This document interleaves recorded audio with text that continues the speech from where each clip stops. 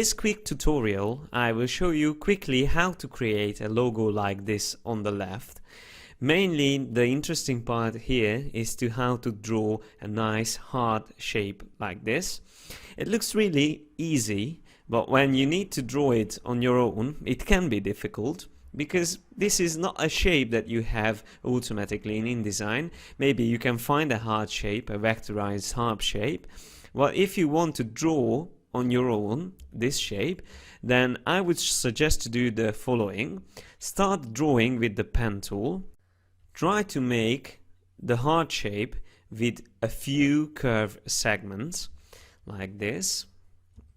I would like to also use a stroke color for this and the no fill color, so just to see what we do. And so continuing with the next curve segment, something like this. And then my smart guides help me to find that point and to make one part of the hard shape. I can even close this shape like this, and I already have one half of it, and I can colorize it just to see the shape, half part of the shape. Actually, I don't want to use a stroke color now, just simply a fill color, a red fill color. But I can also smoothen out the edges a bit with the smooth tool. It's under the pencil tool. It's a really useful tool in Illustrator. If you want to make changes to your stroke, you can use this tool. The only problem with this is that it adds additional anchor points, what we not necessarily want in the design. So I would say something like this would be nice. So I select it, and then I use my reflect tool from the toolbar. First I click here on the top in the center point. Then I click on the shape itself and rotate it. If I press shift, it will use the 90 degrees only.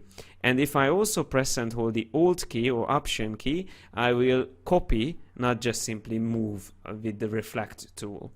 And after this, I select both parts of the hard shape, and I will use this new tool in the CS5, Illustrator CS5, the shape builder tool, and I just quickly draw over these two parts to add them together like this. After that, we have this hard shape. We can still make changes to it. I will use my direct selection tool and select these points here in the middle and just move them a little bit down. And maybe this point at the bottom also a little bit down like this. I use the arrow keys from my keyboard to do this.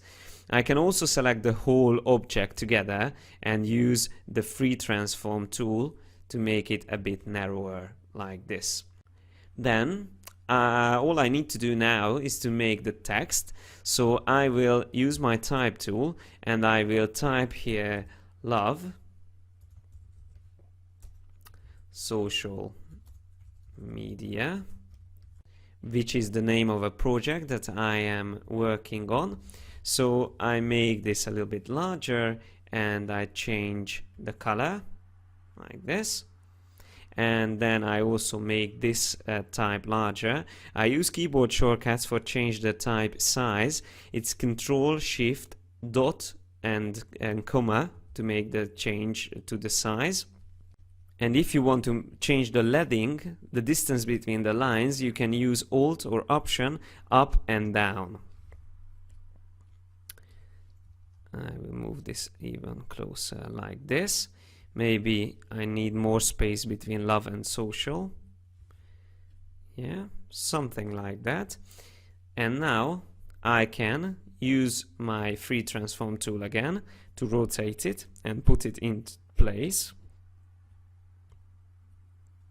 Maybe make it a bit larger, and then select everything all together and rotate them a little bit to make it easier to read. I think the original heart shape was better, but the technique was the same how I created it. But one last thing, if you want to save an element and reuse it next time in Illustrator, the best way to do that, to save it as a symbol.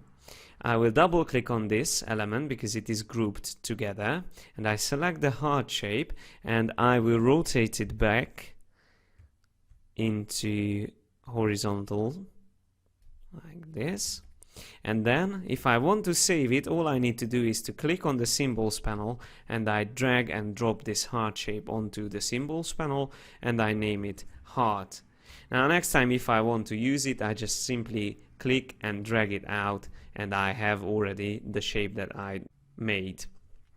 If I want to make changes to it, I can decide whether I want to make changes to the symbol itself. Then I need to click here on the top to edit the symbol, or I can choose break link and then it won't be any more connected to the symbol reference. It will be just a simple drawing, an object in the Illustrator file.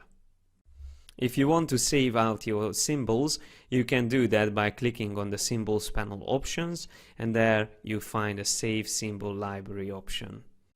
That means you can use them on another computer, or if you need to give it to someone else, then you can use the same option. I hope you enjoyed this tutorial, and I hope I showed some new things for you in Illustrator CS5. Thank you for your attention, and see you in the next tutorial.